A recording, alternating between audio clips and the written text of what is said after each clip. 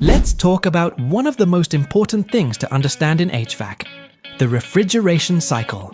It's the process that makes cooling possible. Refrigerant moves through four main parts: the compressor, condenser, metering device, and evaporator. In simple terms, it takes heat from inside a building and moves it outside. Knowing how this cycle works helps techs troubleshoot problems faster, improve efficiency, and keep systems running the way they should.